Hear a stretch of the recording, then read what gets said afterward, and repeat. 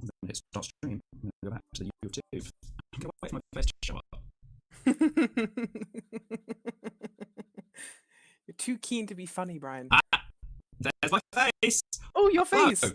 Welcome to Working on a Dime, where Attempt number Brian 2. Tyrrell, struggle to get my YouTube channel live on time. So this is Working on a Dime. I'm Brian Tyrrell. My pronouns are he, him, and I run everything that is to do with Dungeons and Dime. I write the adventures, I work on the resources, I do the social media, and if there's anything you didn't like about the project, it wasn't me. I'll blame someone else. That's Except for all the parts that were me. Yeah, apart from the parts you like, I did those. Except, yeah. Maybe that joke's getting old. I do work with a lot of talented graduate illustrators and artists and editors and stuff. They're all cool too. If you don't like it, then please let me know your constructive criticism. Anyway, nice hello, welcome to Atlanta. Hello, hi. How are you doing? I'm good. I'm here and I'm thinking about art and other sentences. Yeah. Sorry, this is the second time we're doing this now because we started it and then realized that Brian was that YouTube was being a big old no and wasn't streaming us properly. So we did a really fun intro. Some great banter about breakfast foods and coffee and stuff, and that was great. But, I also just saw your message on my phone saying, I don't think we're live. Question mark? Yeah, no we weren't. Now we are. Now we come to live. We have come to live. Yeah. But yeah. So today I'm working on Dungeons and Dime social media because I really don't do enough of it. And I need to keep some posts in Hootsuite. Atlanta, what are you doing today? I am working on a little character design because we are coming to the end of one D&D session and we're about to start another, and I would like to have a succinct idea in mind for my next character for our next adventure, which you are running, and we are using your mortal bearing system, which I'm very excited for, and it's also going to be set in Scotland with a bunch of little tiny animals as all the D&D characters, and I'm really excited because I love things like Redwall, so yay. Inspired by like Redwall, it's inspired by Ghost of a Tale, which is a fantastically beautiful game. It's inspired by all those like lovely mice and mystics, animal cute adventures, and we're going to be playing with the adventures on a design system, and also debuting a little bit publicly the moral bearings system as well, and how that's all going to be working. At least, like the first iteration, I've got a draft like 95% of the way finished, and I know how it's all going to work.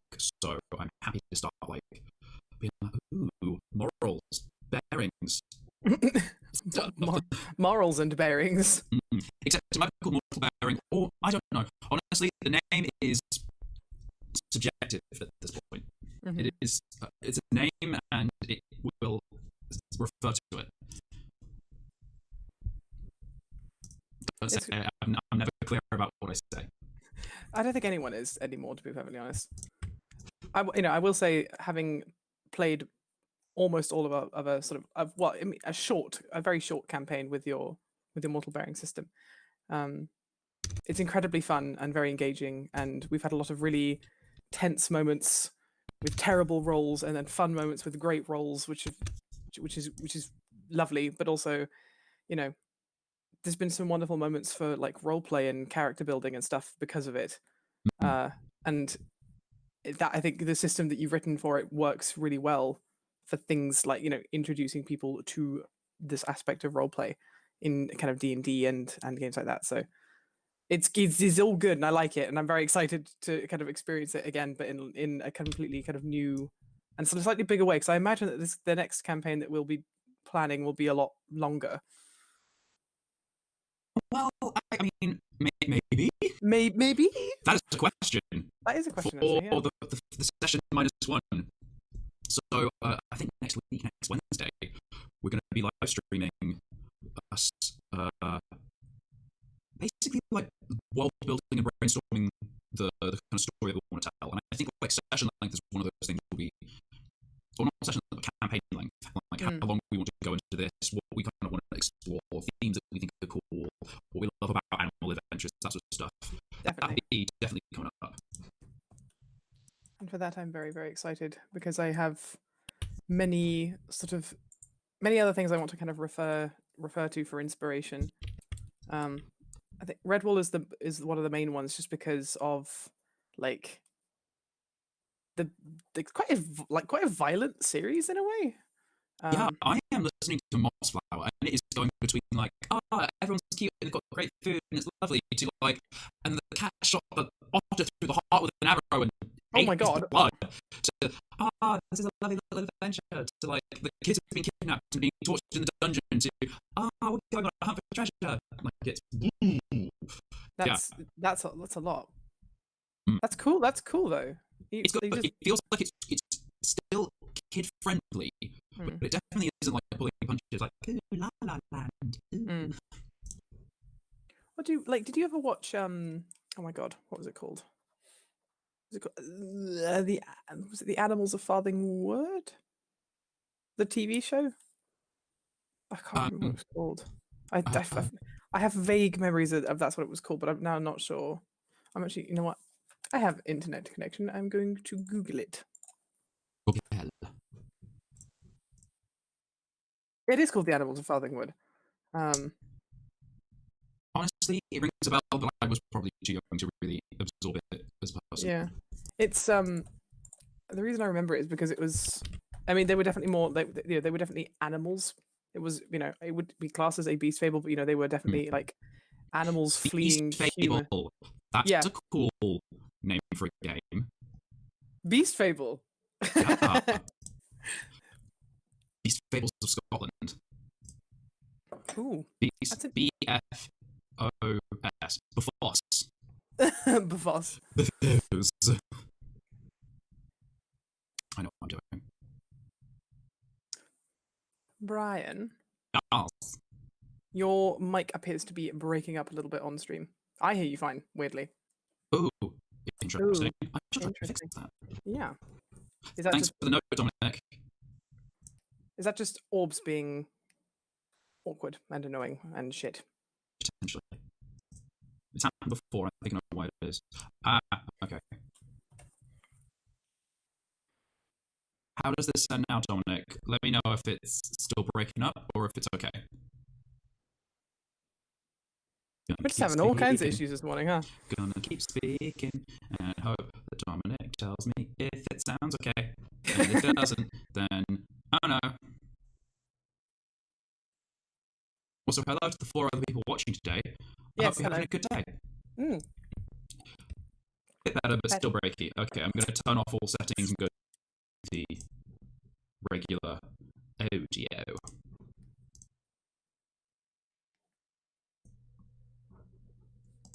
Okay, this is just my straight mic. How's it sound?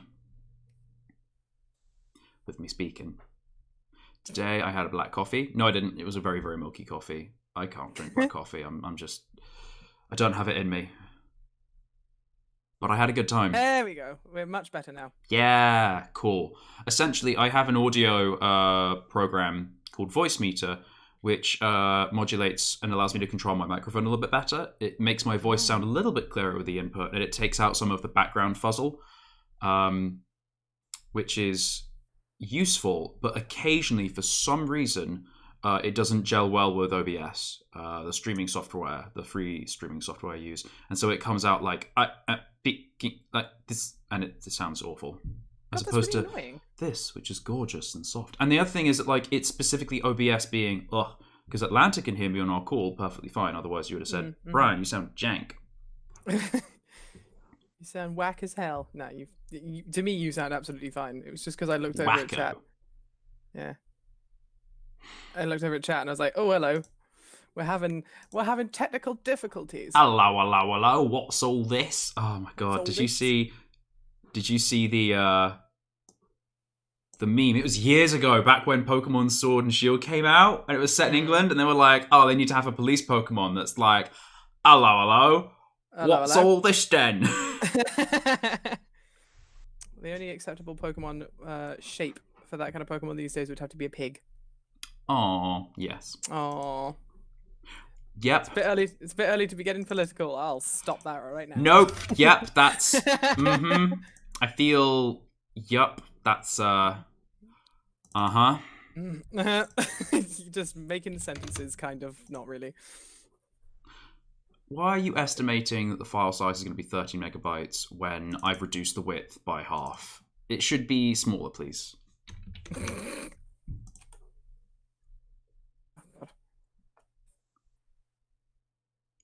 If anyone wondering why I'm drawing a character with abrasively long arms, is because the character that I want to play as in this next campaign that we want to do, she is a long-eared brown bat, and they are shaped like friends, but they are also very difficult to anthropomorphize and make sort of look like they could walk about and look like normal people. Because of course Ver does a drawing and it's perfect, and I was like, how did you do that? And then I try and I'm like, I don't know how you did that. So there we go. Yeah. Because they're very fuzzy. They've got like a really fuzzy torso, and then their wings stretch from what would be their kind of digits, their finger digits, all the way down to their feet. But I need to make it make sense. That is a that's a vibe. That is a vibe. I need it to make sense. A vibe. I mean, make sense. Strong word. Yeah. As if I or we ever make sense. You know what? I know my screen looks really boring right now. I'm going to change it because essentially it was just a single frame, as in like this is the website. But actually, I'm doing a lot of video editing, so y'all going to see some Premiere Pro. Ooh. Yeah. Yeah. Also, like, shout out, Dominic. Thank you for coming in every single video. You're cool. Hell yeah.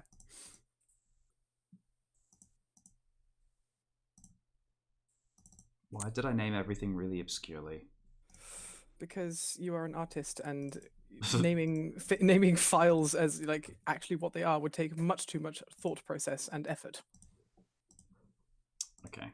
This is going to be a mess, and it's going to wreck the screen for a little bit, but it's going to be a whole dang window capture. Ooh. But I'm going to have to reposition it. It's that dang, though. Right. Hang on. Can I just get, like... Can we just get a whole screen? Display capture. There we go. Gotta be real careful. That's an interesting conundrum I've just discovered.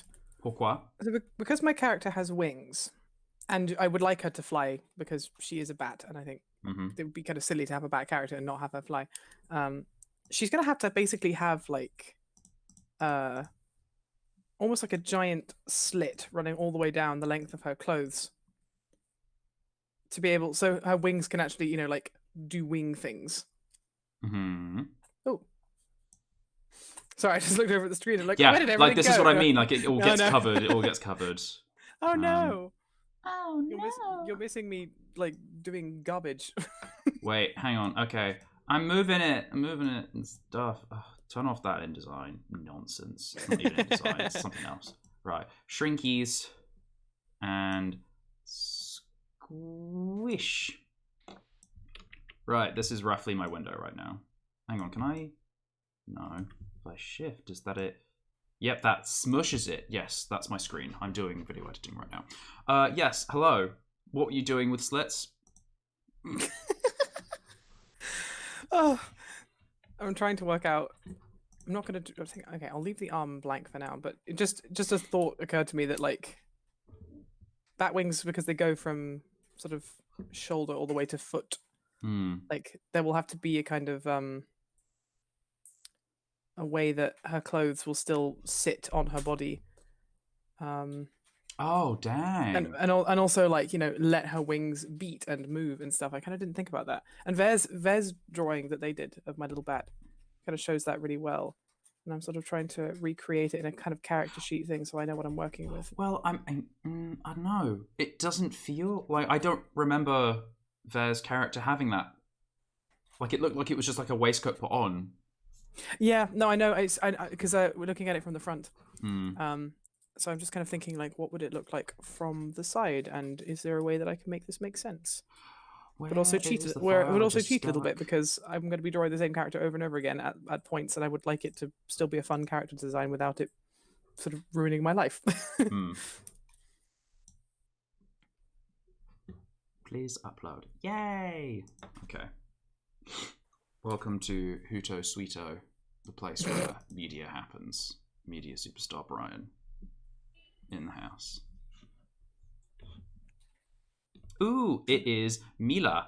Hi guys, Atlanta, have you picked a name for your character? That is an important question. Have you picked a name for your character? And also, do we have names for characters? What are naming conventions in this sort of like beast fable of Scotland? Befosland. See, the thing is, I haven't actually picked a name yet because I keep swithering between things and ideas and like because I'm trying to think of all the names of the characters in Redwall. So some of them have got like very human names like Martin and John and stuff like that. And then others have got very like natural names like Bark Brain and Boar. This is the interesting thing. They name themselves after other animals like Boar. And there is Martin, but there's also a Pine Martin. Oh yeah. You know? So that's interesting. We vaguely were joking yesterday that your character was Batman or Man-Bat. Man-Bat. Also, that would be dumb, but also secondly, female. Man-Bat. Man-Bat. One of these things is not true. I feel like Fembat, not great. No, Fembat doesn't work. Fembat Fatale. Jesus Christ. Yes, no, stop, Brian. You're ruining this campaign before you even started it, Brian. No. Yeah. No, you would never. I would hope I wouldn't. Oh my god, no, because you're DMing it. You literally can't ruin it. Well, no. Oh, that is a myth. DMs can very much ruin it. We're all working on a story together. Yeah. And it is my responsibility to make sure that I'm trying to direct the story in a place that's really fun, and it's the player's responsibility to make sure they're engaging with that story and helping have fun. What do you mean this has too many audio channels? It shouldn't have two audio... It has... I deleted them. Pipistrelle Bat. That's so sweet. Oh, Pip is so cute. Pip is quite nice actually. He's also like a pip from a like a fruit. Oh my god, Pipistrelle Bat. What is a Pipistrelle Bat? I'm gonna Google it. Tell me more. Also, do you think it should be a Scottish bat? I know you were like long-ear bat love, and I don't know if long-ear bats live in Scotland. They do. Yes. Because I'm pretty sure. Oh my god, Pipistrelle bats are so cute. Oh my god. Throw an image up on the thing. I absolutely will. Hang on one second. Christ above. I'm on the wrong screen. Ah! Yes. Hang on, let me just make that big for all the lovelies out there. Like, look at that little face. You wouldn't need clothes. Just be like, I'm bored. I am baby. So look at his dumb little face. Oh, and I love it. Apparently, Pipistrelles are Scottish bats. Oh, I love long-eared bats though, because their ears are just so abrasively big. Maybe one of your parents is like a foreign bat that travelled over. Oh, I'm actually So going to check a long-eared to see where pipistrelle. long-eared brown bats come from, because I'm almost certain that you find them in the UK. Because now I'm not sure, and I'm doubting myself. Oh my god, they're so small. We stand a self-doubt. No, we don't. Oh fuck! Where did the? Oh, sorry, swearing. Awful. Cancelled. Yeah, you find them all around Europe, actually.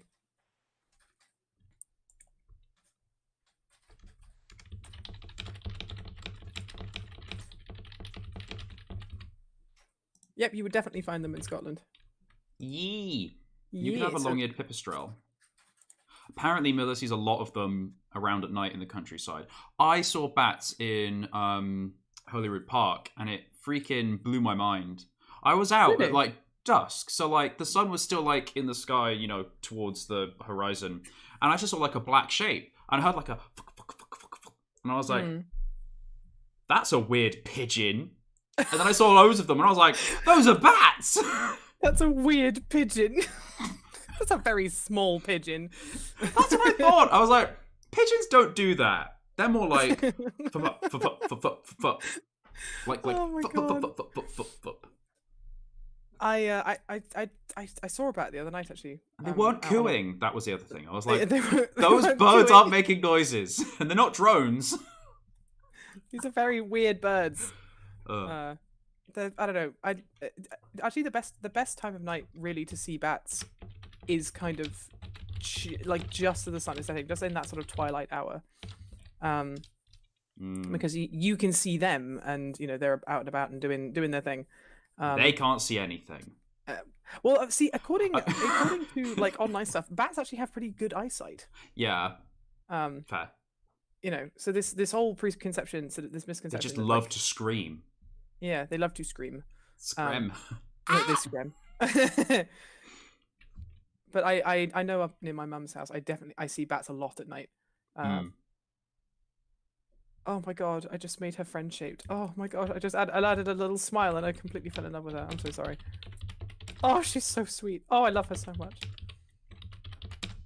I can't show people Ver's drawing of my little bat, but I can show people the first drawing I did of her, which is that, and I don't know how well that'll show up on the stream. Sorry, it's a little bit delayed, so I hope it's up on screen. In any case, 50. So like the first drawing I did was very kind of cartoony, just because I wanted to get the idea across. And then Ver comes along and does this like proper drawing of like a bat in clothes, and I was like, well, Ver, you just really had to one up me there. So this is a consideration. Do you think maybe it would be like a jumpsuit? Yeah, see, that's so that what it I was would, thinking. or like dungarees, so that it goes around the neck, undercarriage, and then back round the front for like a double loop effect. Yeah, basically. And then it's more because animals of fur, it's more decorational than it is necessarily. Yes. And like, I don't think animals would have the same consideration of modesty that humans would, which is why it's fun to play as animals, because they can do all sorts of cool things. And definitely. Yeah. Well, see, that's what I was thinking. So whoa, excuse me. So whoa. Why is that so funny?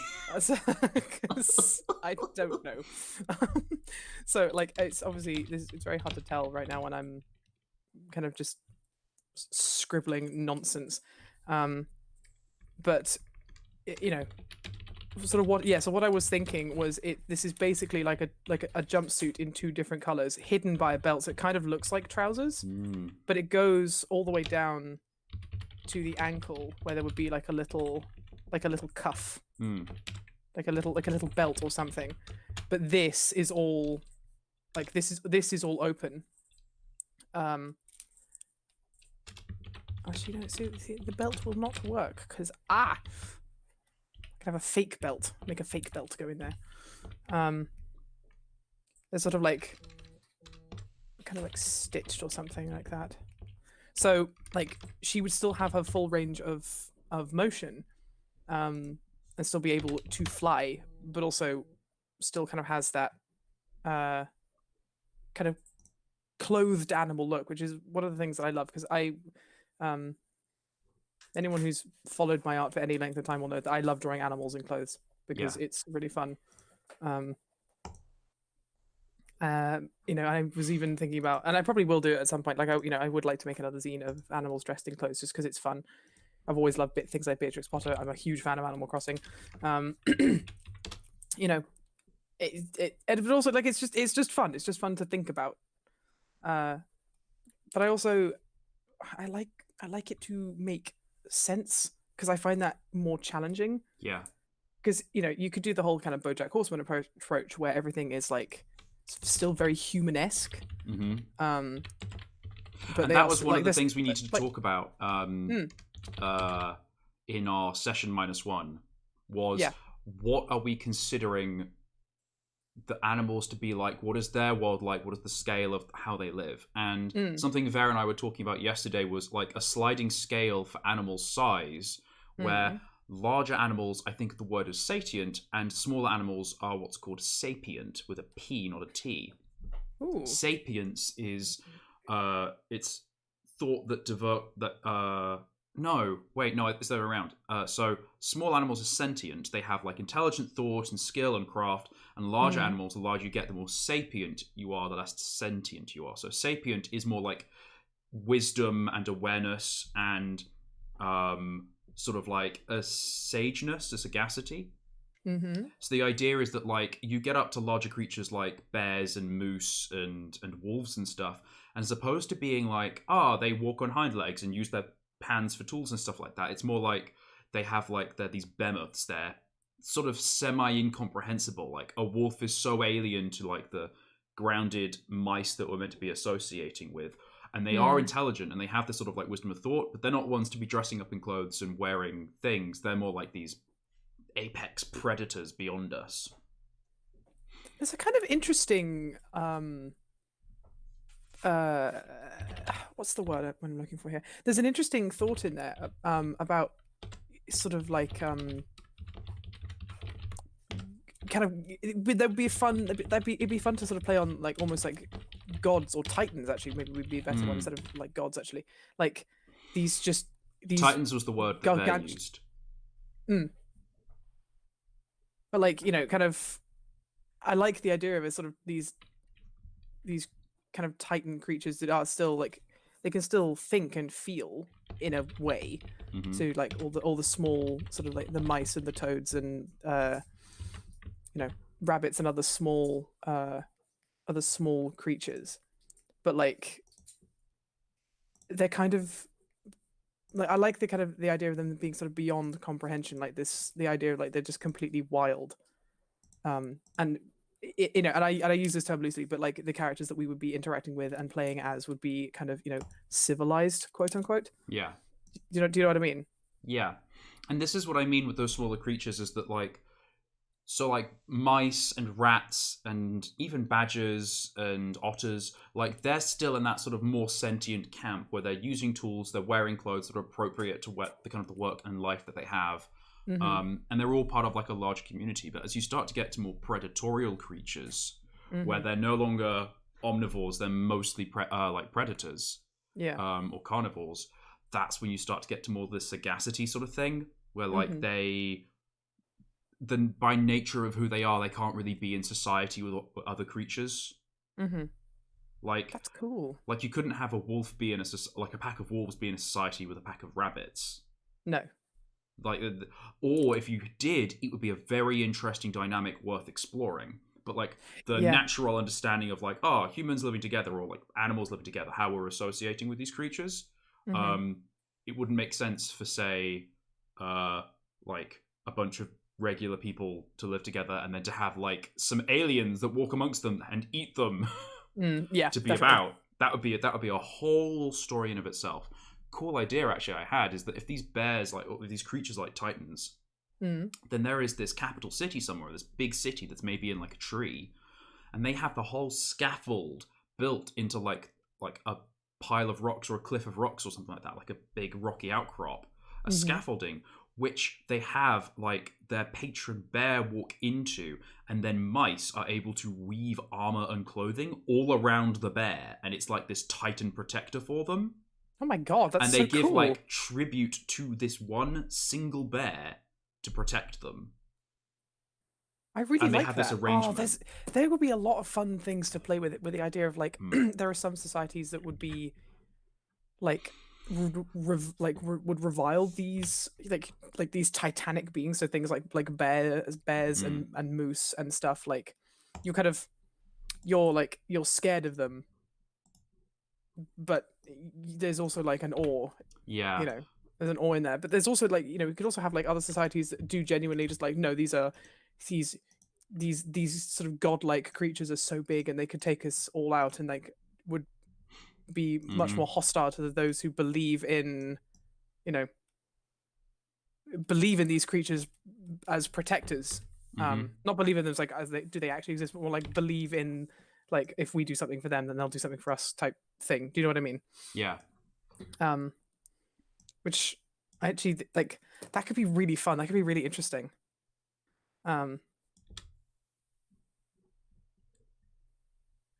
It's one of the reasons I wanted to play a bat character or any kind of flying character. To be honest, the bat was just the first one that I was like that really stuck with me. You know, I wouldn't have minded playing a small bird either, but I don't know.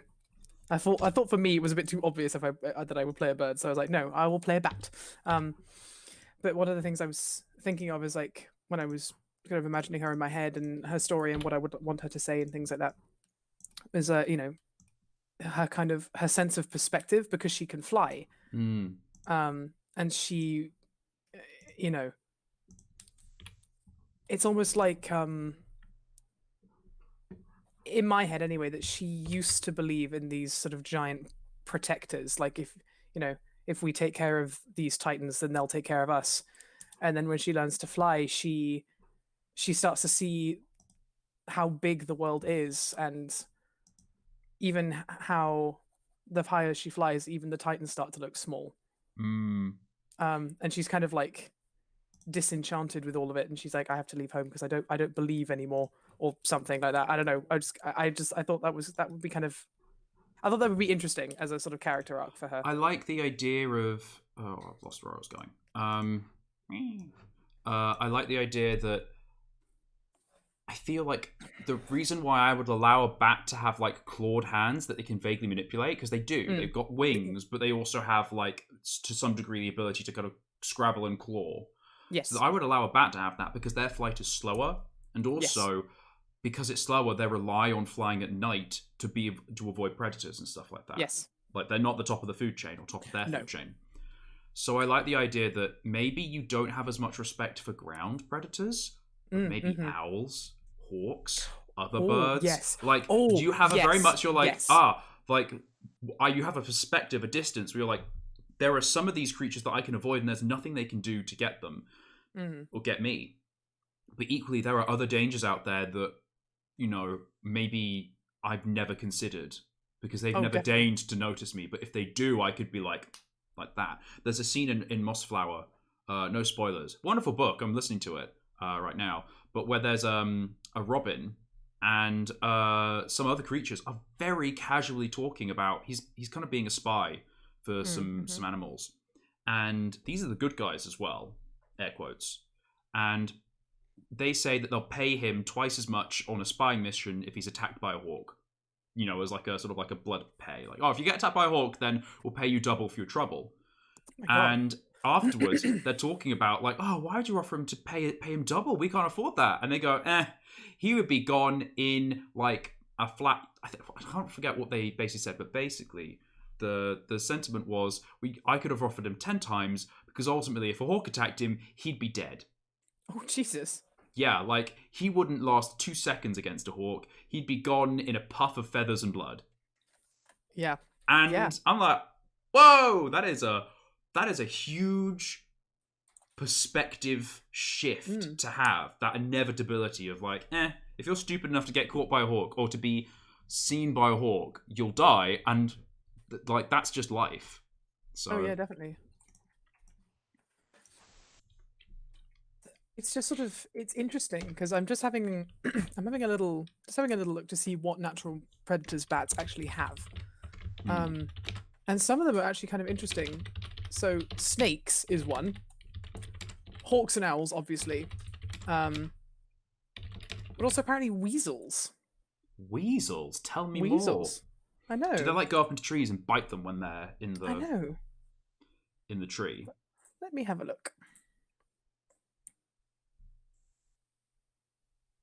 Because nothing will ever sort of, well, obviously, like domestic cats are one, obviously, but I think snakes actually, in a way, would make sense because if they ambush them in a tree, they can't or go anywhere when they're sort of resting on the ground, which obviously they do have to do. That would make sense. I mean, if they're like in the middle of like eating a piece of fruit and the snake's like a jam, and the bat's like, okay, I guess this is me now. Yeah. But there is, there is an interesting sort of conundrum to be thought about, just like of the idea of like, if there are societies out there who like say the mice, say there's a colony or a city of mice who, which actually would be interesting because there are obviously mice are so abundant, they would have a city in my mind anyway.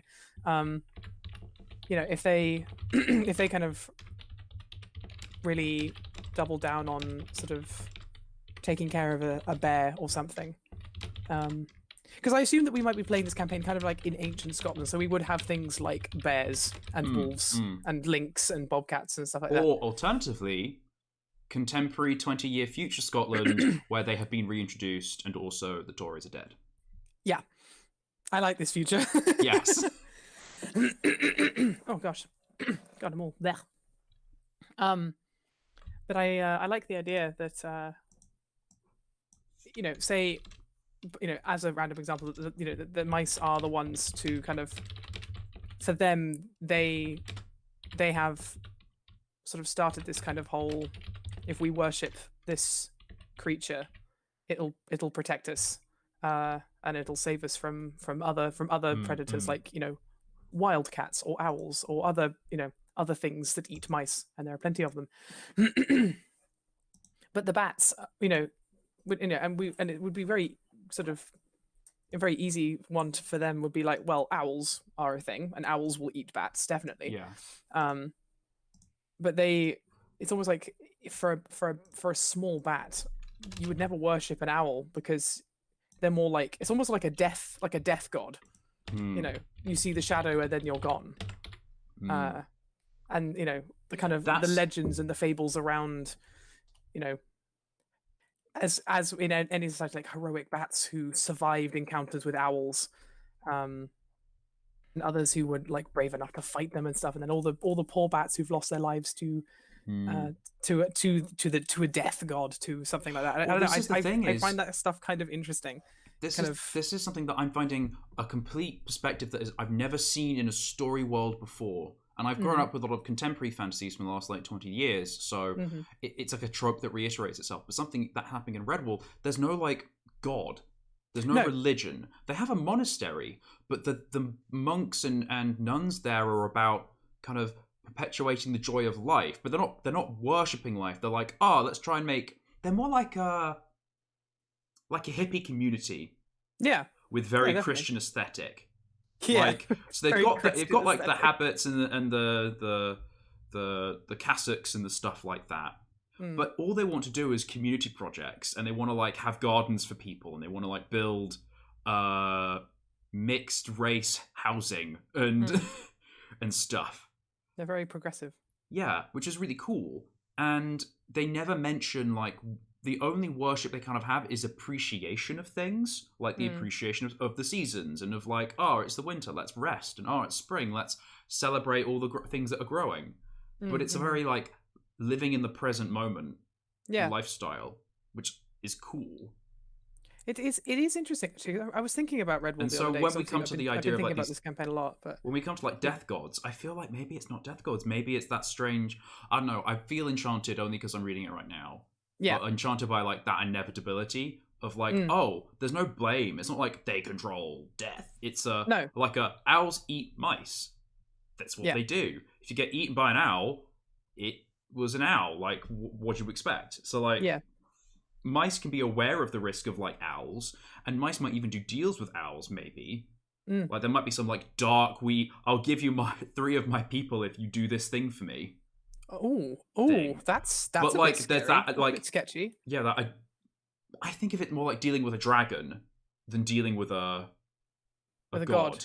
You know, dragons are in that kind of like understanding of fantasy and mythology. Dragons are approachable. True. Yeah. It's I just find all of these questions kind of interesting, of like how does this world work? Because that's one of my favorite things about a lot of these stories, is just when authors and writers and artists take the time to flesh out the world, and make it like kind of keep you asking questions, but also giving you enough information that it doesn't feel unsatisfying. You know what I mean? Yeah. And that's why why I'm so excited for like this campaign and these characters in this story, because I really, really, I don't really want to talk about Vare's character when they're not here. But like, the character that Vare has shown us for like, and just like their reasoning and their thinking behind it. I'm like, that was just a first idea concept. So yeah, you don't have to stick to your bat character if you feel like, I have an even cooler idea over here. But see, the thing is, I really, really love my bat character because because like I mean I'm very pretty. I love bats. I think bats are, Mm. are sweet. I think they're very fun. And I've that was always one thing I thought was kind of when I watched the TV show of Redwall. That I always thought was kind of missing was like we had mice and rats and badgers and voles and things like that, but we didn't have any like flying mammals. Mm. Well, because obviously there aren't really very many, but like we do have small bats in the UK, a lot of them.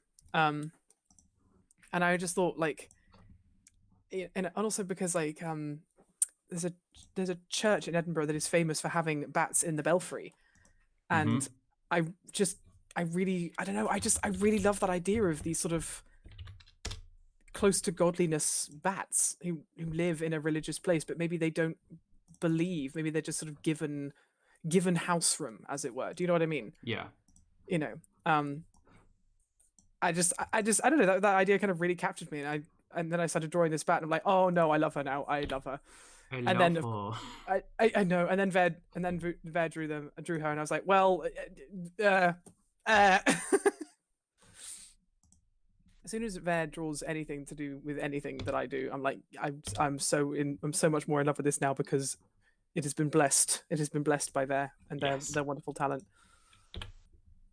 Okay, real question: is Ver a god or is Ver a dragon? Dragon. Because they're not the decisiveness. Because they're not malevolent. Ooh. Good shout. Because Ver is a good egg and cares, and Ver's just good. Ver's just a good being, a good person. Mm-hmm. I don't know how legs work. That's feels like a non sequitur, but okay. Yeah, sorry. I'm like because I'm happy. I'm happy for you. Thanks, Brian. Support. I'm just trying to figure out how do you look? Yeah, from the me every day front? trying to figure out how. How? Just how? How, How? guys? How? Why? Ooh. Totally unrelated. I can also talk about. I just realized. I was like, what else can I do once I've done some social media? And I was like, Brian, you've got this fucking art, mental health zine you want to do. Ooh. Okay, so it's going to be a role-playing game zine. Because you can never have too many goddamn projects, and absolutely the concept is it's based off of. Do I even have it near me? I should have it near me. Yes. So I found Brian. Too many different threads of conversation. Keep it controlled. There is a single-player game by Jack Harrison called The Artifact. Fun fact: I think I only have one of 100 copies of this zine that exist. He went to go do a reprint hardback fancier version, but I own like one of the original 100. So, ooh, that's cool. And I only found it out because I went on his itch.io and I was like, oh shit, it was a really small print run. But the concept is that you are a magical item, and it is documenting your history through time and different owners. Ooh. And I liked that. And one of the exercises is that there's like a length of time between each period. And so if you're if you're lost and forgotten for an eon, you've got to sit in a dark room in silence with your eyes closed for 6 minutes. That's the game. Wow. That's part of the game. And then you go back and you are found by someone else, and it's to kind of represent that sort of just waiting for a new owner vibe. Ooh. So it's fun. But I wanted to do a more arty version, and kind of like I had my own ideas about how I would change things. And I want to do one where you're a piece of artwork. So it's more world building, and it's like, what inspired the artist that created you? What is it like being created, and then how are you misinterpreted? How are you how did you get damaged? Who chose to restore you, and why were you chosen over all of the other pieces of artwork? And then each of the activities, as opposed to just being sitting in silence for a few minutes, it being like a mental health self-help activity related to the sort of like question of what was going on. So for like the muse, it's like maybe like 3 or 4 activities you could choose from that are about like finding inspiration and stuff like that. Mm. And That's then cool. you can be different kinds of artwork, and so they each come with like their own activity to do a piece of artwork or to find a piece of artwork that you like to write history about. So if it's a self-portrait, you've got to draw yourself. If it's a landscape, you've got to go out into your local area and draw something. If it's like a piece of architecture, you've got to go design a building, that sort of thing. That's cool. That's cool and very interesting. So I was like, I could do that. Yeah. But I need ideas for self-help things. But that is after do social media. Yes. Yeah, I've had coffee and now my brain's like, fragment. Fragment. I've had a cup of tea and I'm talking a lot, so I'm sounding all froggy. Ha ha ha. Frog. Frog. Maybe you should play the frog. But I want to play a bat. Frog bat. Frog bat. Oh my god. Do not take my bat away from me. I love her. Have you seen the video, Baby Monkey? Oh my god, yes. Baby monkey. Baby monkey. Riding on a pig, baby monkey. Okay, so that as a concept for two characters. Oh my god, yes. It would have to be like a spider monkey and a boar. Mm-hmm. Spider monkey. Spider monkey. Riding on a boar, spider monkey. Oh my god. There we go. We have our first bizarre cameo. Mm-hmm. Two distant travelers from a land that we don't understand have just appeared in a Scottish forest. Please don't copyright me. Please don't copyright action me, YouTube. Oh god, yeah, no, right. God, could you actually get a copyright strike for fucking singing a song these days? No. But I did get a copyright strike on 2 videos. Not strike, but like a demonetization tag. Because I was streaming from what I thought was totally public domain music. I was streaming from the lo-fi hip hop radio, not the low hip fi hop. Yeah, the lo-fi hip hop radio channel on YouTube, just like in the background while I was doing some drawing. And I wasn't going to monetize these videos anyway, but it was like, nope, you can't. No, people have 10 people have said you've stolen their music, and I was like, I didn't mean to. Someone else stole it first. Oh god. That's YouTube.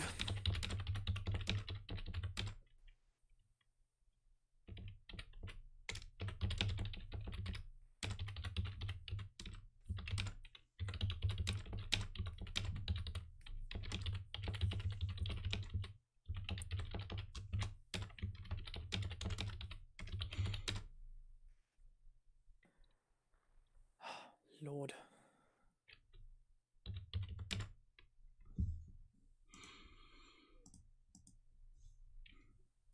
How long are her ears? Quite long.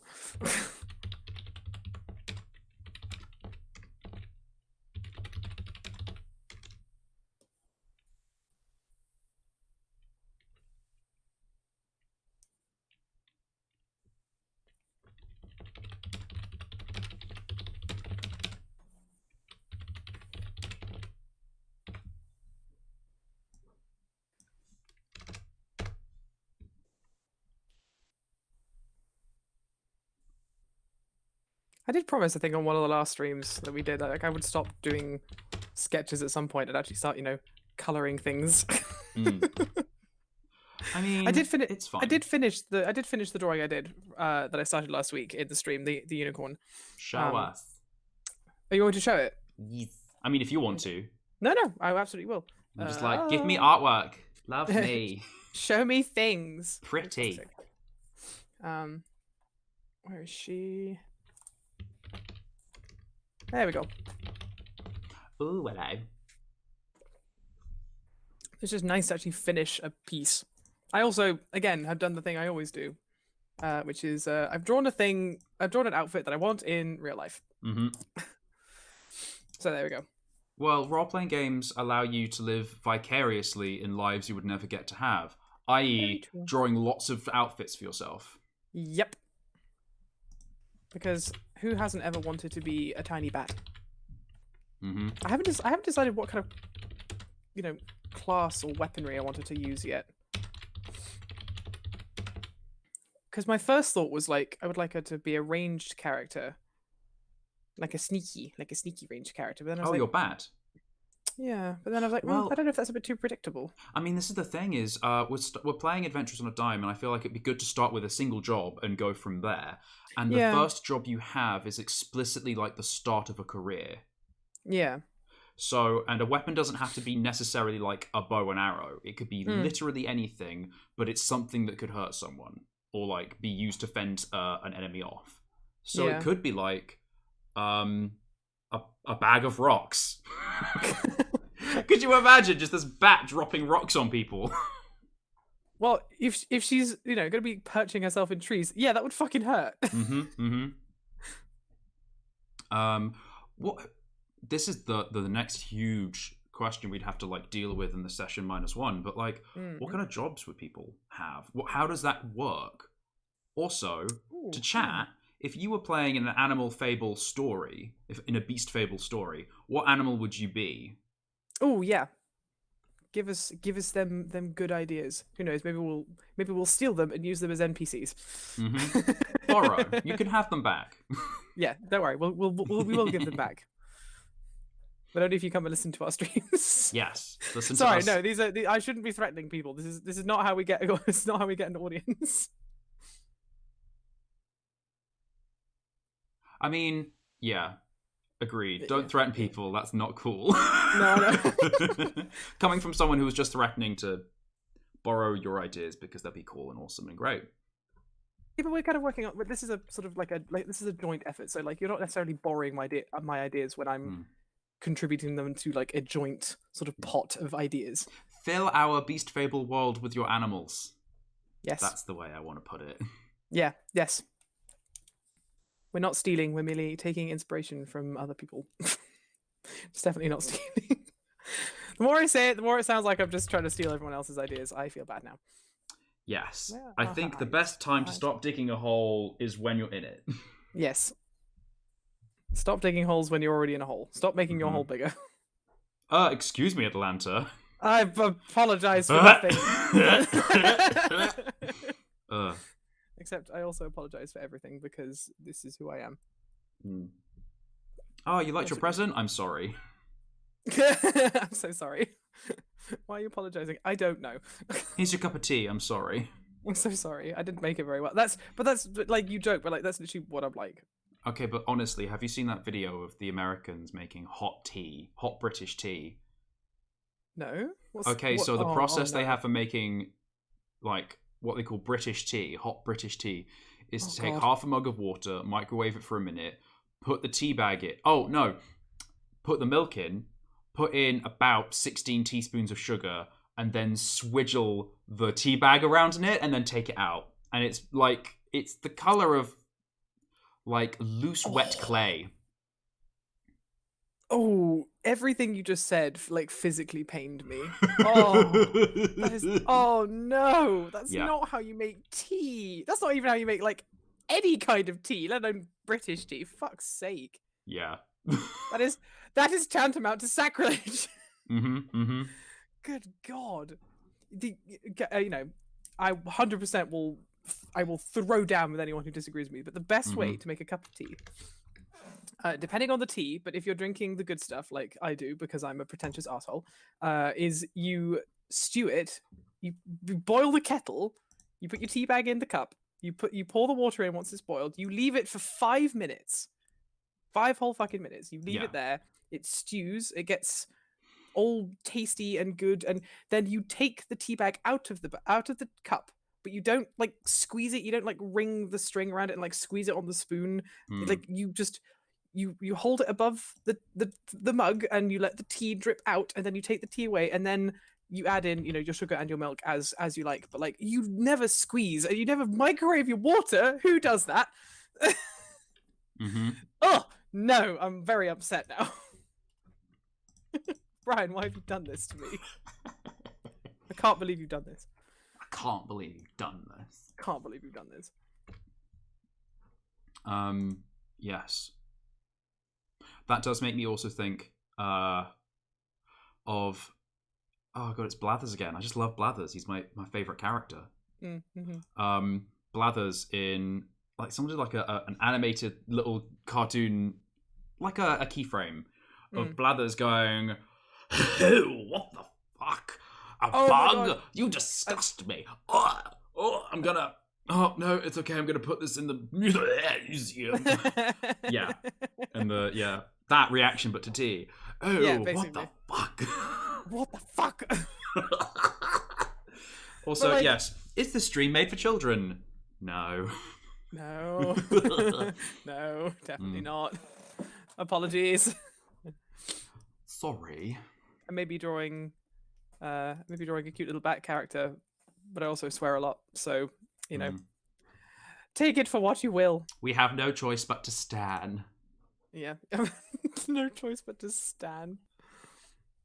I'm in a kind of very queer Telegram group where we just talk about Animal Crossing turnip prices and stuff that's going on in our day-to-day lives to stay sane during quarantine. It's called Queerantine.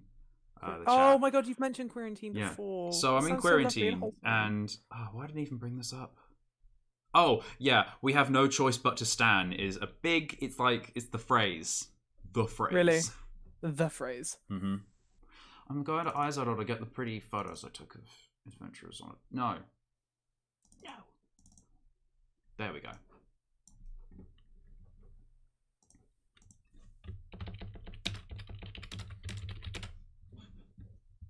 Okay, she's starting to make a little bit more sense in my head now. Why does she look so much cuter in the first picture? Ah! Okay.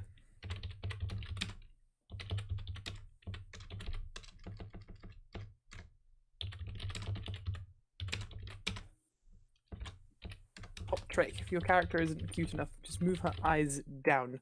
I can't spell that. Because then she looks more like a baby, and babies are cute. A baby. Baby. What if you gave her a really long neck? Oh, Brian. Like a giraffe neck. Like, bah! Brian, stop. My mind is going to places that I can't come back from. I need you to stop, please. Don't curse my day. Oh god, here we go.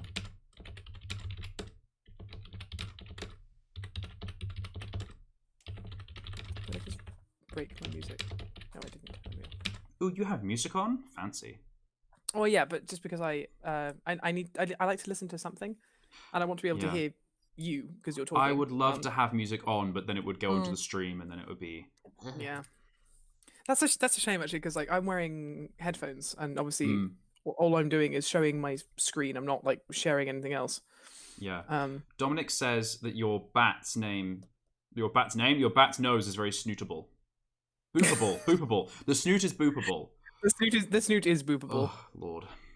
Dominic, what animal would you be if you were an animal in a beast fable?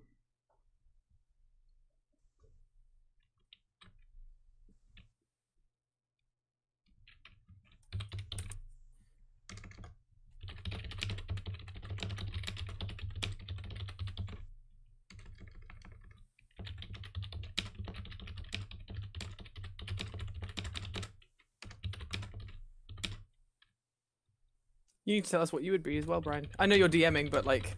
Okay, so I would be a forest of animals because I'm DMing. Okay. I would be the Rat King. This is the thing. I love playing flawed characters that come from a very, I don't know, maybe it's just my white privilege, but like come from that sort of, they have some kind of an inherent bias that they then get to kind of see in action and work against. And try and challenge. So in the game A Ghost of a Tale, you are a mouse. Oh yeah, who I've seen is that game. It's gorgeous. I have it, play it. Oh yes, I love your music. But you're a mouse sneaking around. It's sort of like a stealth puzzle game. You're sneaking around a rat fortress, and the rats are like 3 times as tall as you. And part of me would like to play a rat and then question the hierarchy of the rats. Ooh, kind of and Secret have of like Nim style. Yeah, Secret of Nim style, and then be That's like, cool. I don't really know why why are we like this and what's going on, and having to kind of challenge with that. That said, I'd also like to play a badger. Yes. Or a mole. I think a mole. Oh my my Badgers God, are big. mole. Badgers are big creatures. I like moles. Mole are cute. Or some kind of, because I am, some kind of tit. So I could just tell people, yeah, I'm a great tit. Fuck's sake, Ryan.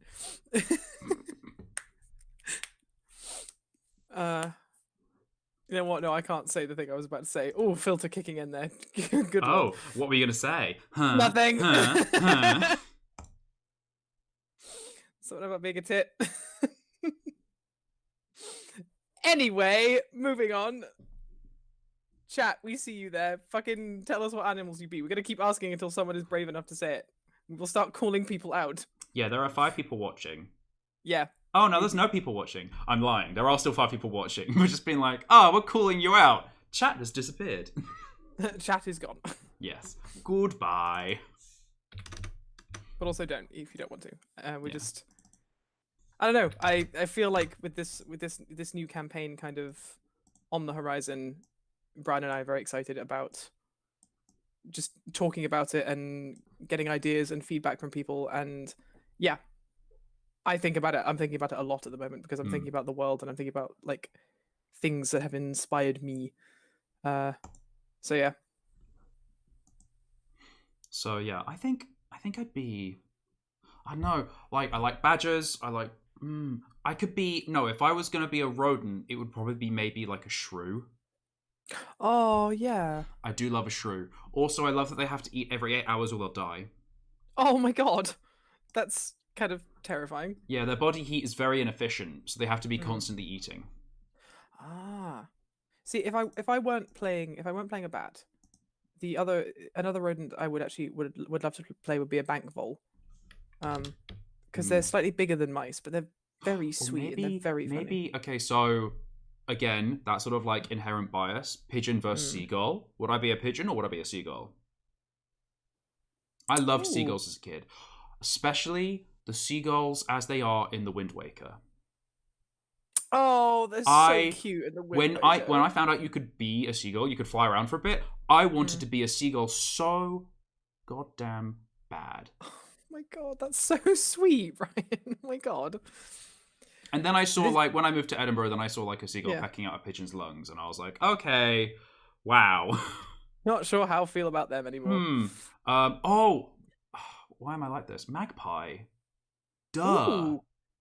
Duh. Oh. Gay old crow. Fun and tricksy. Yep. It's the corvid's queer cousin. Corvid's queer cousin. See, this is an incredibly... I don't think anyone will have played this game, but one of the Harry Potter games, I think it was on the PlayStation 2. Mm-hmm.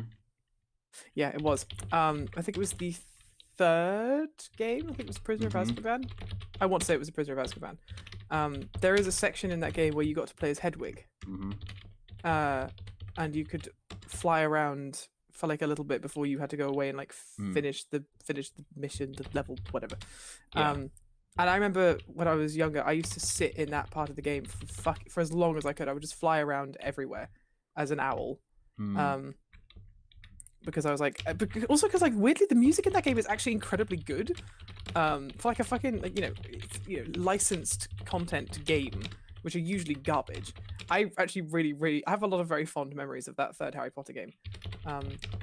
But the owl sections, I always wanted a game like a full game with a full story where you get to play as some kind of flying creature. Like I remember, like maybe one of the reasons I love Journey so much was because there are aspects of flight in that game. Yes, it's all about mimicking. know? So the studio that did Abzu is coming out with a game where you're like a ranger with a hawk called The Pathless. Yep, I've been following the development of that game. Okay, so it's not out yet, but it's it. coming out, isn't it? It is coming out. Yeah, it's coming out. Maybe this year. They haven't confirmed it yet. Is the famous Wintry himself doing the soundtrack? See, that is a good question. I don't know. Mm-hmm. I'm kind of hoping that he does because he did the music for Journey and he then did the music for Abzu. Yeah. And I feel like The Pathless looks like it's going to be a much more kind of dramatic game. Okay, so this is the thing. So they're both like Abzu and Journey were both very meditative games, but they were also the hero's journey, like that story, the hero's journey to the letter T. I think it would be interesting if Wintry didn't do the soundtrack for The Pathless, because it's another hero's journey game, and it's a classic story we've told for millennia through all of human history. So like, it's not bad to do it, but it'd be cool to see another musician's or another composer's interpretation. But also, I love Austin Wintry. Please marry me and let me have your babies. His talent is my heart explodes. I know his music is all of my orifices cry. Like snot out my nose. I'm sweating. I'm crying. God, his music is so good.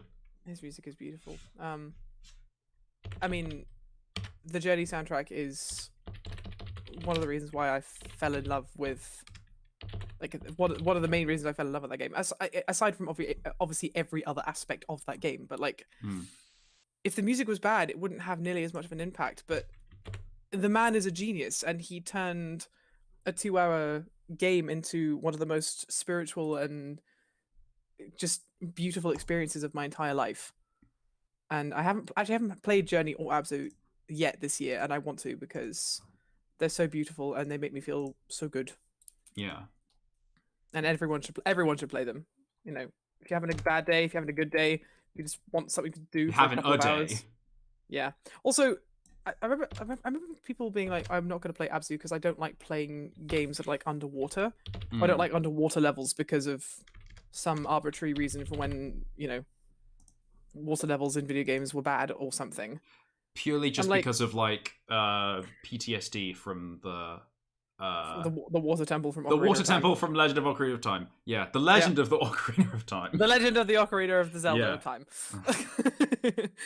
But yeah, like the fable of the Legend of the Ocarina of the Time. But I think it's such a shame that so many people were like, "No, I'm not going to play it because it won't be as good as Journey, and or like I don't like underwater stuff." And I'm like, "Well, you're just I watched the development cycle of that. They had a Tumblr and they posted a lot of what they were working on that Tumblr. And one of the things that they were working on, obviously to make the game fun and playable and enjoyable and all that good stuff, was they created this amazing engine to be able to make the diver swim in a way that was like fun but also like free and very natural.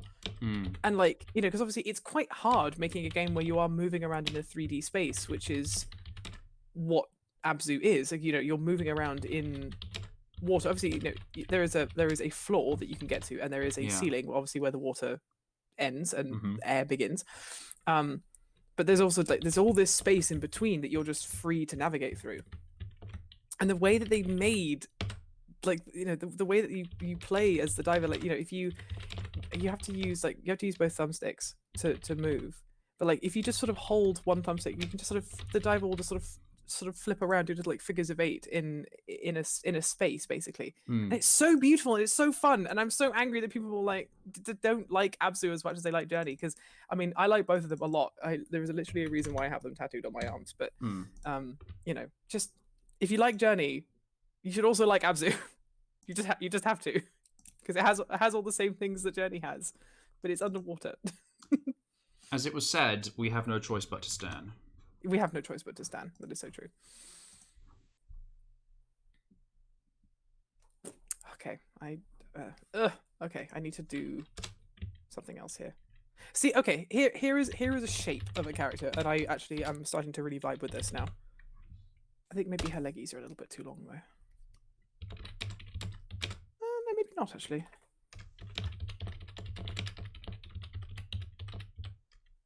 No, they are too long. Okay, I need to fix that.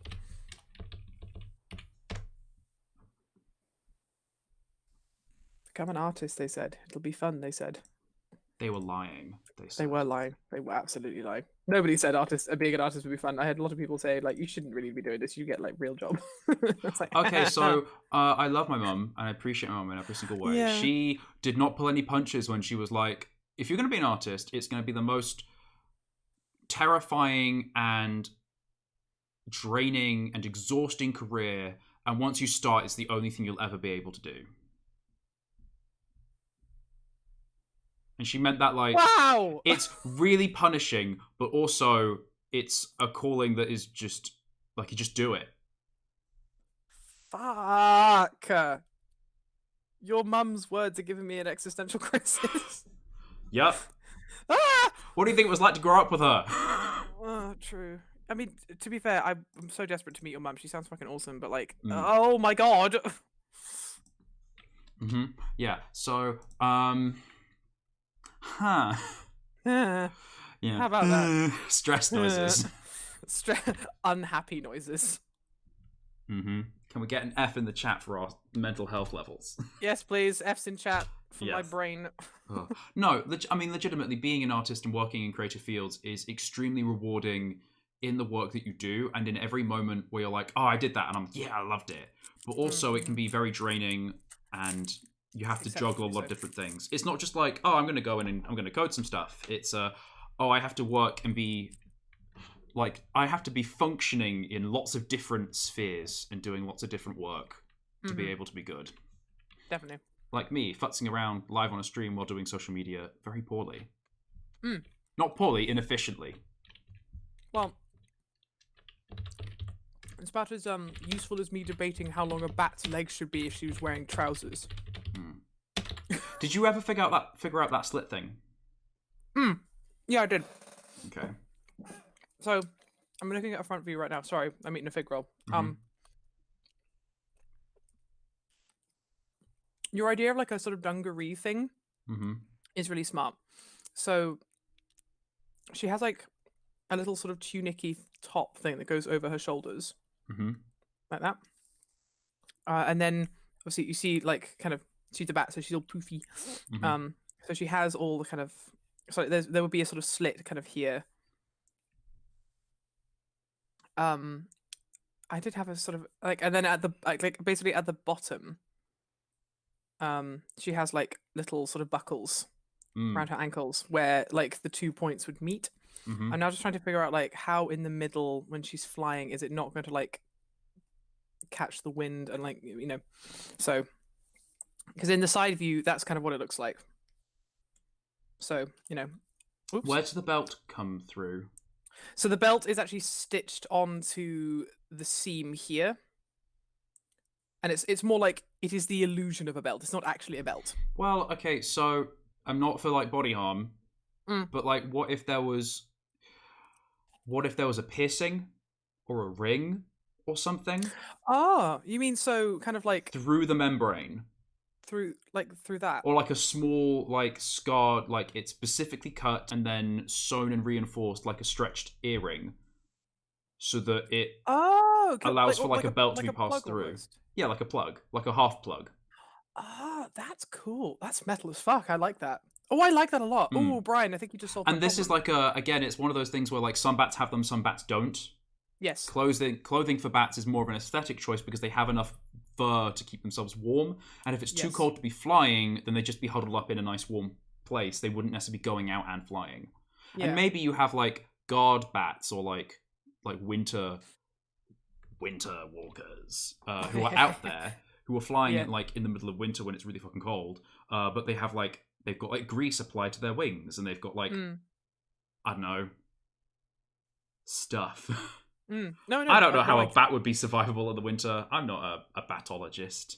A batologist. Just noticed that this is wrong. No, I like that. I think that's really cool. Because I think that kind of it means that she can fly. And if the hole is sort of small enough, it shouldn't affect her flight too much.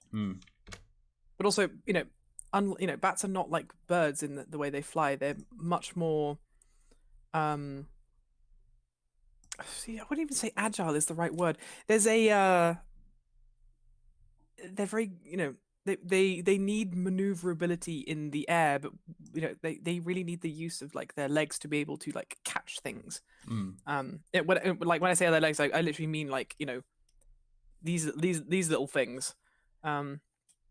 Because they that's how they catch bugs is they'll find them, kind of fly over to them and then grab them with their back legs and shove the bug into their mouths Nom. type thing. Yeah, yummy, Also, very. Hey, it's your spread. Oh, it is my spread. Oh, look at that. Doing social needs. Social needs. The needs of the social. Social. Made it run too long, didn't I? Yeah, I did. Okay, right, gotta fix that.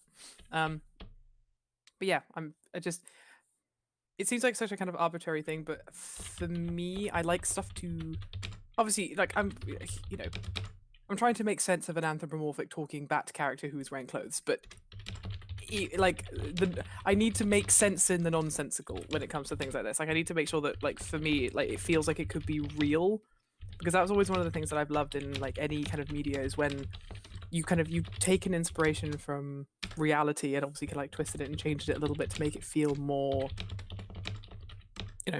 fantastical, but it is actually grounded in reality, because I think it makes it more effective as this, like, storytelling device. In a way. I agree with my own statement. Putting that on my CV. I agree with my own statement.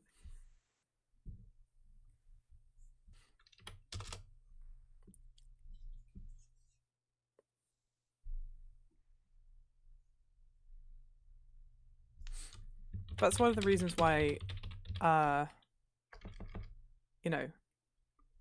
love like Wall-E so much, for example, the Pixar film. I was about to say the Disney film. Wow. Wall-E. Wall-E. Because it's obviously it's a film about robots that fall in love. I thought it was a film about robot Pokemon, but okay. Wall-E. Use tackle. Smash. Wall-E. Use emotion.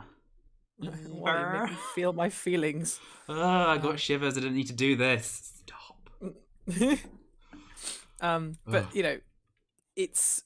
I think one of the reasons that Wall-E is such an effective character is because, like, there's so much of him that is based on things that we know and have, like, things that exist already. Like, he has a little tape recorder in his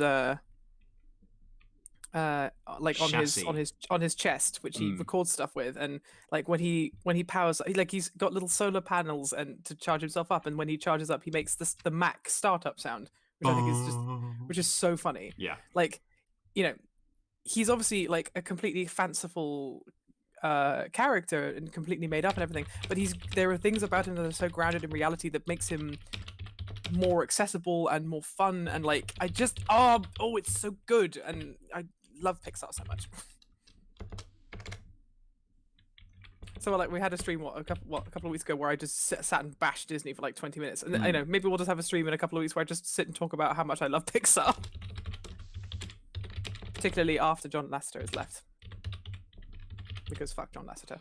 Oh god, I swear. I mean, the one good/bad thing about this time, I say bad because that happened, but good is that at least all these horrible, racist, homophobic, regressive, sexist, old white men are being ousted.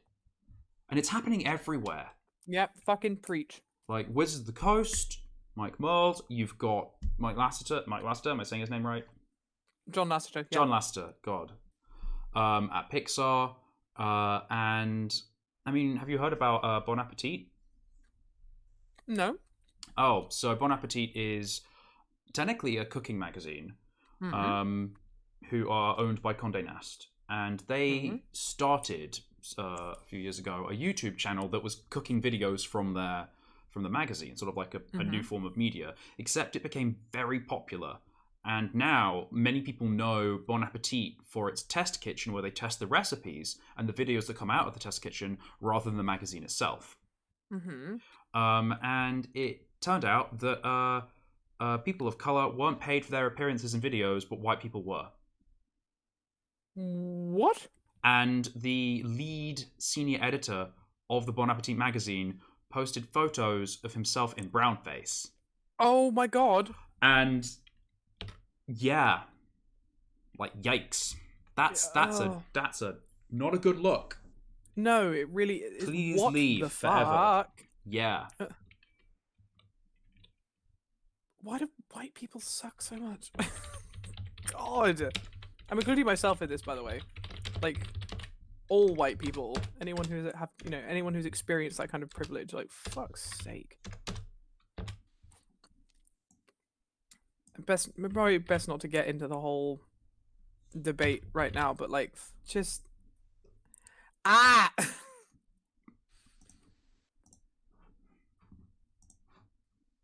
It's so weird because I want to stay informed about everything that's happening in America and in the UK. In light of current events and recent times, about as vague as I can say. But God, it's all so much all the time, and I don't even know where to start. Mm-hmm.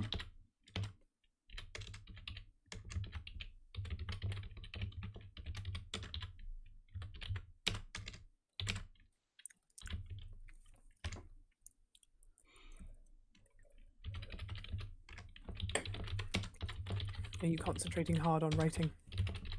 I'm doing hashtags, and I'm literally doing anything that comes to my head. Ah. So it sounds like I'm doing a lot of work, but really I'm just like I've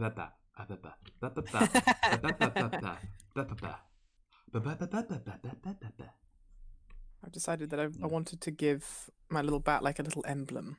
Mm-hmm.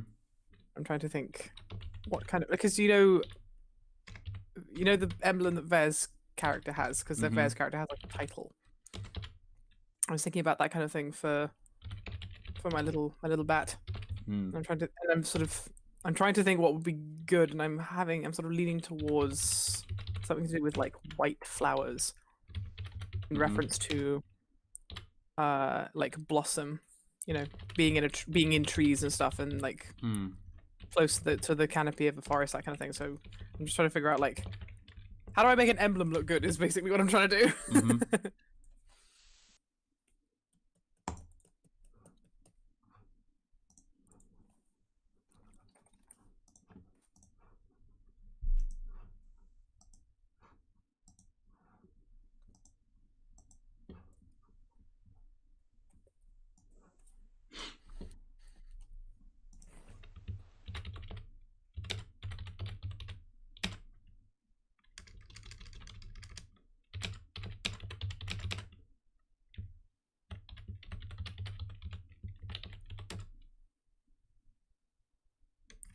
Sure, that's a flower or something similar.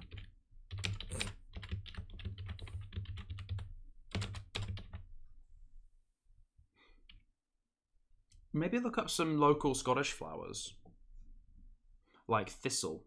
Where would a bat live? That's a good question, actually. I ask because I don't know. Trees, bushes, they live in the ground. They live in the ground. I mean, a lot of people find, bats living in their house, because they like it because it's warm. I mean, fair mood. I also live in a house because I like it because it's warm.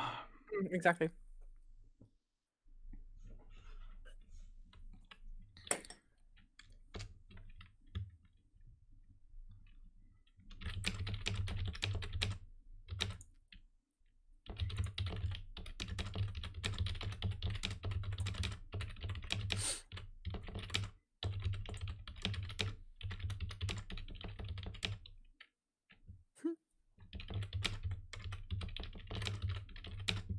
Oh, here's an interesting question. So we're dealing with a kind of like animal world, basically. What is the deal when it comes to like winter and hibernation? Yeah, that is the other question: is do they hibernate? How does that all work?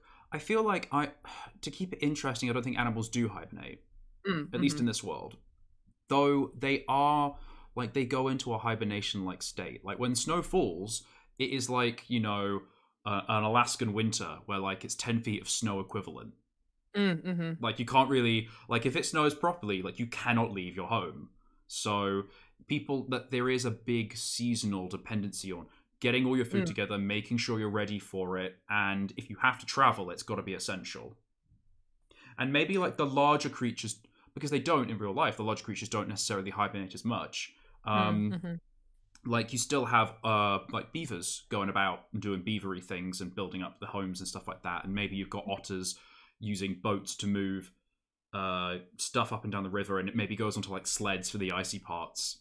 And maybe like I don't know, birds, do they fly for the winter? Do they roost in Scotland? Like, Well, there are some birds that will leave. You know, there are plenty that stay. Like, you know, robins, for example, and you know, some types of tit will stay. And like, you know, certain finches and things like that. But there are definitely sort of seasonal birds that will leave. Because I was, you know, because bats do hibernate. But you know, it kind of might be interesting to see like a sort of, you know, maybe that's where some of the animals start showing a lot of like animalistic tendencies is in the winter when they become sort of more soporific. Because just nature is a thing, you know. Like even humans get a little bit like, you know, tend to get sleepier and stuff in the winter. Because it's the winter and there's still that sort of slight natural inclination to be quieter and want to stay at home more, and you want to sleep more because of it, you know. And maybe there's some interesting sort of story arcs in there of you know, the summers are long and like there's food aplenty, and you know, you make the best of it when you can, but when winter comes, it's, you know, it's dangerous and hard, and it's more difficult for the animals to survive. I think winter could also be there could be real conflicts in there of, you know, animals sort of, you know, it's you or me type mentalities, you know what I mean? In Mossflower, the very beginning of the book starts in winter, and then within like 2 chapters cuts to the spring. And I like the idea of like maybe you're preparing for winter, and then winter is almost its own game phase where it's just like, right, we play it month by month as opposed to like day by day. Yeah, and it's like month cool. 1, like it starts snowing, this is how your food's at, this is what's going on, and you've got to slowly put it all together and survive. But like maybe if you have like very like Sweet Summer Children vibes where like you're not really caring about it, you have 3 very long hard months and then you lose a lot of stuff. Maybe even your characters die, and then you start playing one of their friends who survived. And then you've got immediately got a huge bank of like this person you knew and now is just gone. And all the cool adventures and life they have is like winter just took it. There could be some really interesting sort of like NPC stuff that could happen with that too. It's like, you know, you have to like when spring starts, you have to be like, right, who survived? You know, and sort of depending on like I suppose like DM roles that would dictate who survived the winter. You know, that's kind of ooh, that makes it kind of scary in a way, and kind of real in a way that I quite like. I think that's interesting. I'll have to run that by Bear and see what they think. Definitely. I should really have been taking notes on some of the stuff. Well, no, because this is good, because we're talking about it, and then we're going to have a big conversation again when we live stream. I think maybe next week. Yeah. That's the other thing is I'm doing Working on a Dime 12 till 2, which is fun because it warms me up. And then we normally play offline from from 3 till 6, 3 till 7. Yeah. Do we want to keep doing that, keep streaming at that time slot? If we were to start streaming, we'd be like 12 till 2, Working on a Dime, and then like 3 till like whenever we finish, Beast Fables. I mean, yeah, I mean, I think that could be good, because I assume it's just going to sort of sit here on your YouTube channel. So, you know, for anyone who obviously, you know, people who are working and stuff, if people don't want to sit and watch the whole stream, you know, it is there for their viewing leisure. Yeah. Oh, it's the police. It is the police. Oh, no. They found me.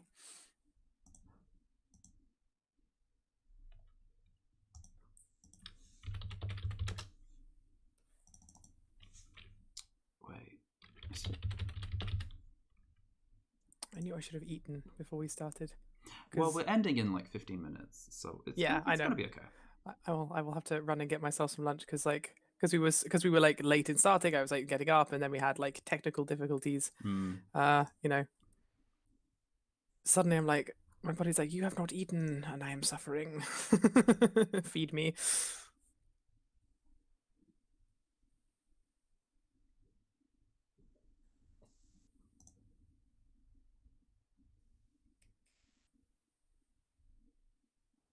I do kind of love her so much. So the more I draw this bat, the more I'm like, she is a good egg. Mm.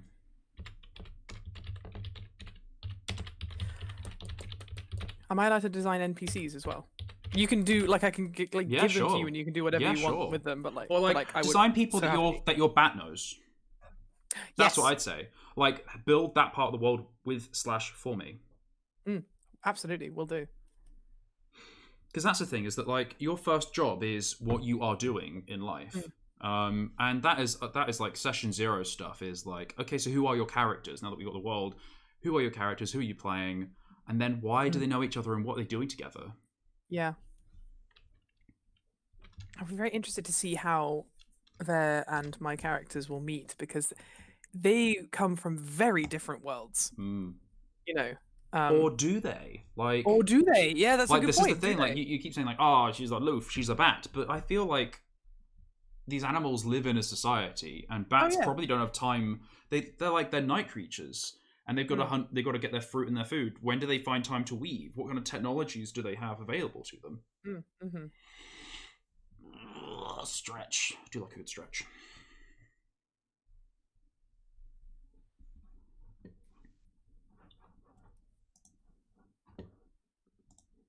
It will just be very interesting to start developing this world and this campaign, and it will be interesting. It's going to be interesting developing it while also having like live streaming it, which is what I imagine that we are intending to do. I actually was not listening to that very last bit. Sorry. Thanks, Brian. You were saying it would be interesting to see, like how the world building goes and stuff with people watching, basically.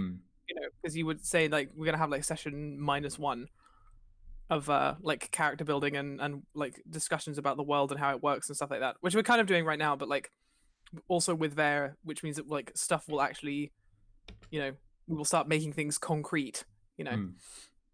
Yeah, I think it'd be good to see what their input is and how they feel shimmy about it. Oh, okay, that's why mine looks weird. Just notice that Ver is clever and has put these little hooks on the wingtips, because that's what bats have. Hook. And I was like, there is something missing. And then I looked at Ver's drawing and I'm like, that's what's missing. Oh yeah. Also, I had this this thought I was walking about yesterday when it was a bit nicer and I was grabbing some milk from the store. Animals can talk to each other. So in Mice and Mystics, they have sort of like a percentage translation table between like different, like if it's the same species as you, so like mouse to mouse, you can always communicate. If it's a similar species to you, like mouse to rat, you can mostly communicate. If it's like a vaguely same size, you have a moderate chance of communicating, so like mouse to robin. And then if it's completely alien to you, so mouse to snake, it's very unlikely that you communicate. And that just made me think, like, imagine just walking through the forest and always hearing people singing. Wow! Bird song. God! I love that! What would they be singing? How would they be singing? And just knowing what they're singing. How freaking cool is that? Oh my god, I absolutely love that idea. Oh my god, I love the idea of incorporating birdsong into everything. Yes, just please. Like, how's... Ah! Yes, I want to be in Beast Fables. Yes, please. Also, if you're like... I'm sorry, I'm so excited for this game. It's palpable. Yeah. I can't wait to talk to Bear about it. Oh, I'm so excited. Anyway, but yeah, like, that's such a nice idea as well, because with different bird species, because obviously all birdsong sounds like, well, not all birdsong sounds completely different, but like obviously there is so much variation in birdsong, much as there is in real life music. What kind of birds would sing what? I will have to put in a punt. If we have bullfinch NPCs who sing, they will only sing sad songs, because bullfinches sound eternally sad. Aren't they the ones that go pew pew? Yes, pew. They are. Sad laser beam. Sad laser beam, exactly.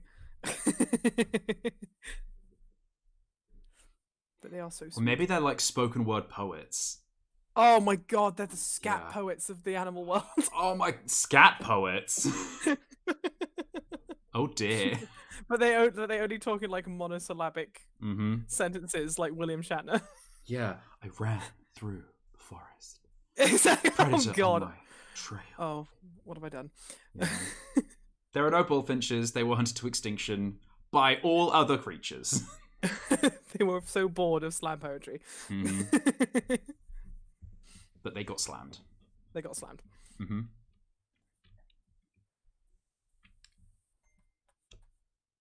Excuse me, phone. Shush.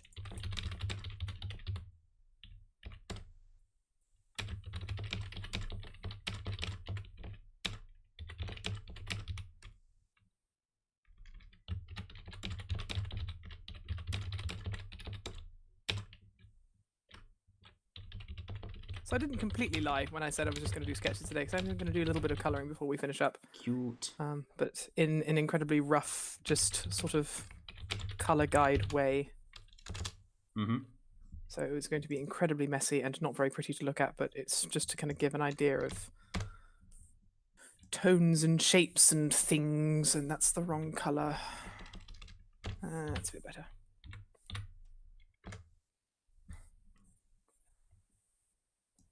How do people actually do, like, line work? I don't get it.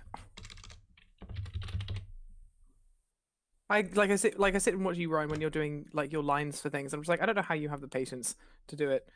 Because I take one look at line work and I'm like, no. Okay, so I draft and redraft and redraft and redraft, but I particularly like chunky lines. I still feel I am very much developing and working on my style, but when I go over, it's just like it's like a refining of that draft, and then I get the satisfaction as I'm doing it of, it's done, it's over. Like, I don't have to work on that again. And very occasionally I will go back and redo lines, or I'll just completely discard it and be like, right, that's bad, let's redo it, and then I'll redraft and go from there. But like, I like doing line work because of the satisfaction of knowing that I've done all this pissing around doing drafting, and ultimately procrastinating drafting and redrafting when I just need to like get it done and move on. Oh, that's fair. Because normally by the time that I'm on like my 5th draft of the lines, I'm like, I'm so sick of this. Just be over, please. Put me out of my misery. Because I go straight from like, I do like a really rough sketch, like a garbage sketch. Maybe not a garbage sketch, but like a bad sketch, basically, just to really hash out like the idea, and like the pose and the feel, and then I go in and sort of like tidy it up a little bit and sort of make things make a little bit more sense, and kind of get rid of a little bit of the scribbles just so I know exactly what I'm looking at. But then I just go straight into coloring, and I know that a lot of people, but I mean that's just kind of part of my style, because I use my style is a lineless style, but still, it does almost feel like cheating sometimes. So I just go straight from sketch to coloring. Although to be fair, I'm sorry that we keep bringing them up, but like I think Ver does something quite similar. Because I remember asking them about it, like, how do you get your lines so nice? And they're like, I cheat because I just do a sketch and then I color underneath the sketch and make it look like it's supposed to be there, which is genius in my opinion. I was looking at a sketch of theirs yesterday, and they were saying that they wanted to kind of finalize it and make it bigger. And honestly, looking at it, I just thought, I know it has like the draft and that like ease of mark making was so natural that I liked that better than I think a finished like lined artwork piece would. Oh really? Wow.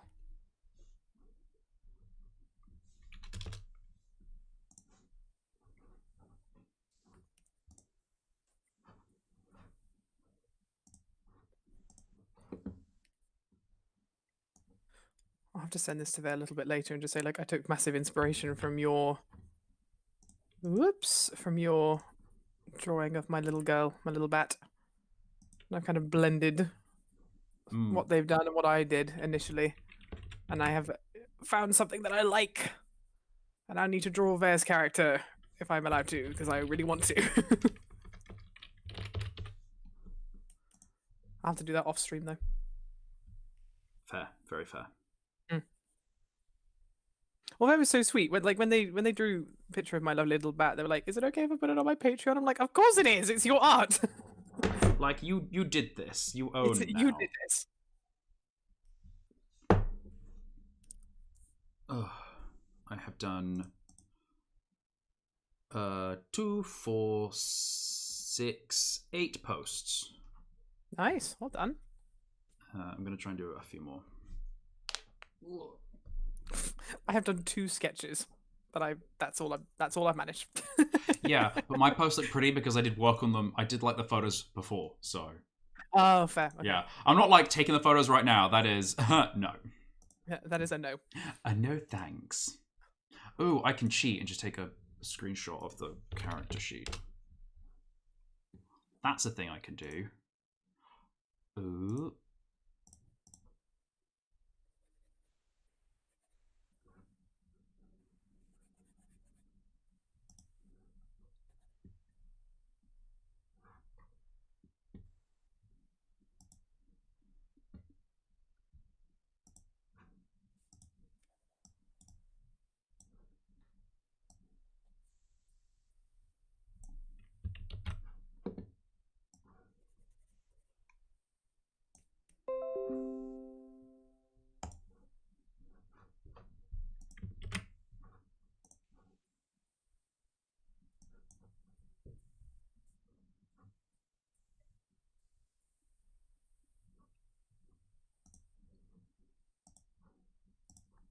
One of the most satisfying things about doing just kind of a bit of colouring under a sketch is that I get to be incredibly messy, which I obviously don't really do when I'm doing proper sketches. Oh, sorry, or proper colouring, because I have no lines to be able to hide anything behind. Everything has to be very neat. Mm-hmm. And I've rather enjoyed starting to do just some sketches with color underneath them because it gives me an opportunity just to kind of like flesh out an idea without having to make it like a full thing. It's very liberating, actually, in a way. Makes me feel good.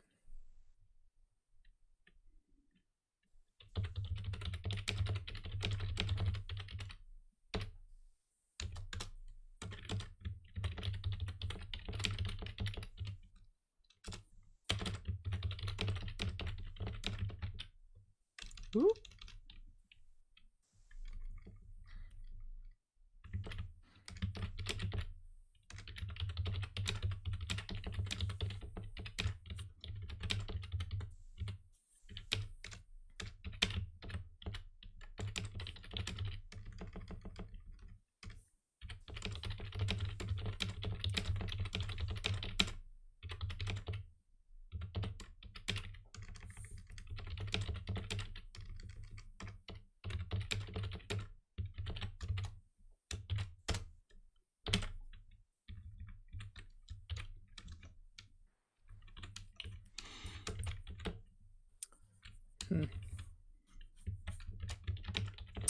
Still having weird tablet issues that I'm going to have to try and sort later.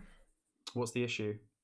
It's just same issue that I've been having a lot recently. It's just the pen sort of just sometimes decides it doesn't want to draw a little bit.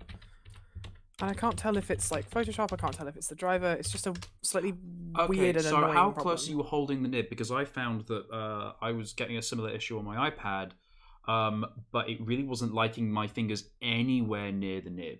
Like, even on the plastic outside of the nib for the iPad. Hang on, let me show you. So, really? So, like, I hold the pen very close to the top here, as you can see my finger. I'm not actually touching the nib, but even just, like, touching there, that side pressure confuses it. So I have to hold it below the Oh, see, that's interesting, because I do hold my pen, like, right at the right appropriate up there. way. Yeah. So it might, maybe it is that. Maybe it's just I'm holding it too close. Oh, God, I'm going to have to retrain myself to hold this pen. Ah, no! Probably for the best, though. Because I don't know what else the issue could be.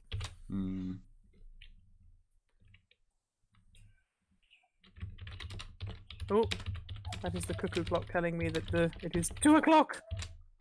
Oh no, we have about a minute left. Please remind everybody of who you are, dearest friend. Who am I? Good question. Shut up, me. I'm Atlanta, aka AlpacaScribbles. You can find me on many media, particularly Instagram. Although it's looking a little bit dead at the moment because I haven't touched it in a few weeks. I think what am I on?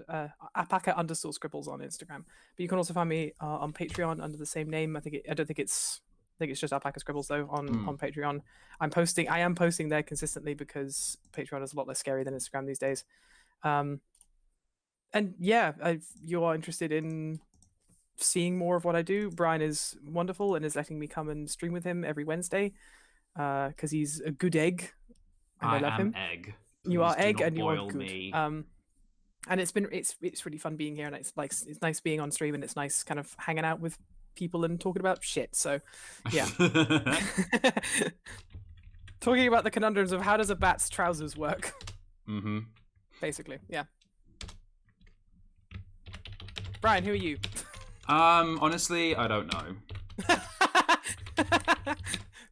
Fair. Oops. Hang on. Right, anyway. Let me just finish tippy tap. Okay, that's where that's okay. I'm done drawing now. I'm actually gonna sort of say I'm done for now. Oh God, sorry.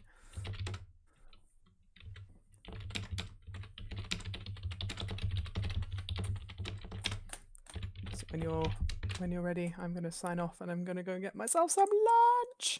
Schedule. Yeah, so I'm Brian Tyrrell. I run Dungeons on a Dime, and I'm just trying to make lovely, queer, inclusive adventures that people can just have fun with and enjoy role-playing. I wrote the Adventures on a Dime system, and my book is coming out when I can get it printed. That's a big... yeah. And it's just a good bit of fun, and I love hanging out with my friends like Atlanta. And join me on Saturday for a quick 1-hour stream from like 6 till 7, I think I said. I'll cue it, it'll be fine. And join me next Wednesday for probably maybe like a whole day of streaming, for starting out with Atlanta and me, and then moving on to Atlanta, myself, and Ver, who has not been on the Dungeons on a Dime stream before. But yeah, cool stuff. It'll be great. Hooray, yay. Also, Mila says that your drawing style is super cute, so yes, it is Atlanta. Atlanta is super cute. Oh, you're too kind, all of you, honestly. So, on that note, I think we shall bid thine adieu. We will see you anon. Good day. Good